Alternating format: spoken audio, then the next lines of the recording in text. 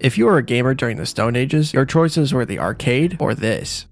You only had one option. Arcades were simple. Put in the quarter and play the game. It was so easy that even your grandma could do it. Eventually, people were tired of going outside and they wanted a game they could play at home. That's when Magnavox, famous for TVs and whatever this is, created the Magnavox Odyssey. It had such classics like Game Card 1, Game Card 2, Game Card 3, Game Card 4. More and more companies would enter into the market, creating their own twist. And they found some success, but their success was nothing compared to the Atari 2600. Atari was on top of the world, selling all sorts of classics like Pitfall, Donkey Kong, and Space Invaders. And people hated it. Well, at first they were in love with it, but then people started to notice all the flaws in the industry as a whole. In 1983, there were over twice the amount of consoles available currently, and a lot of the games were available on most of the consoles. Which one do you choose? None, because they're all too expensive. If you wanted to play Pac-Man on the Atari 2600, first you would need to buy the console for $200. Not bad for today's standards, except adjusting for inflation, it's $613. Then you need to buy the game for $37.95. So to play Pac-Man, you need to pay $732 in today's money. For this. Except you wouldn't get this. You'd get this.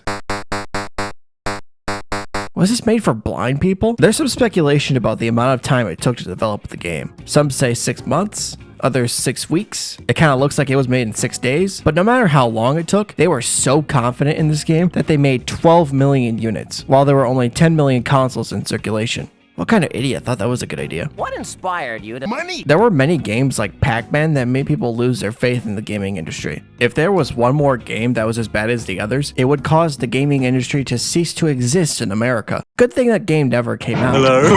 There were a lot of movie tie-in games back then, but one of the most infamous ones was E.T. It released in December of 1982, just in time for the holidays. The developer had less than 6 weeks to make the game, and it really shows. Let's take a look at the game.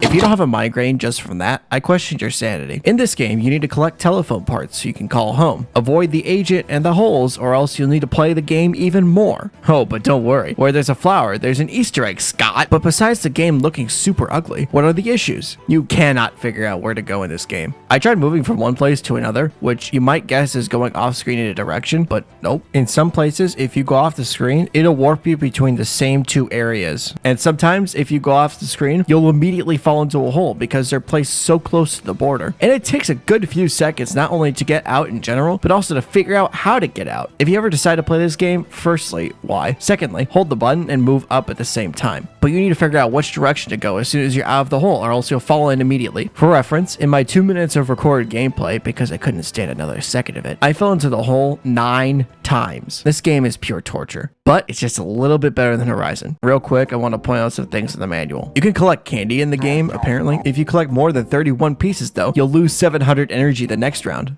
The game can't count past 31 apparently. I think my favorite part of the manual is where it says the game ends when you run out of energy or when you decide to quit playing. Needless to say, this game was an absolute flop. They made 5 million units and sold only one copy.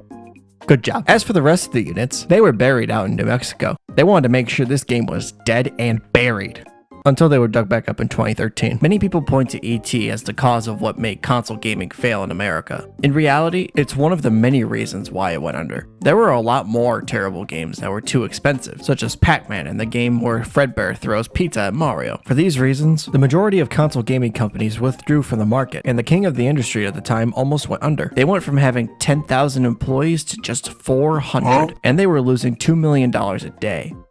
A day. Console gaming was a phenomenon in America for a short time, but after E.T., it looked like there was no hope for the industry.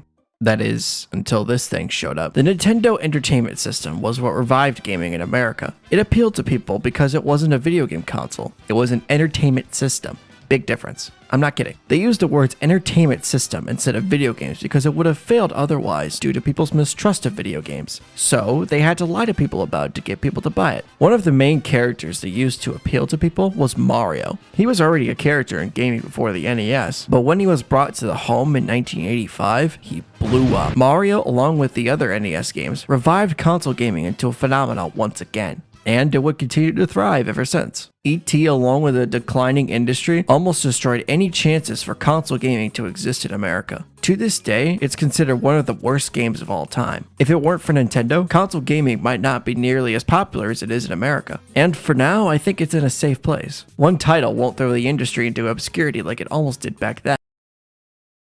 Well, thanks for watching. If you enjoyed this video, consider watching this one. And if you're not subscribed yet, subscribe.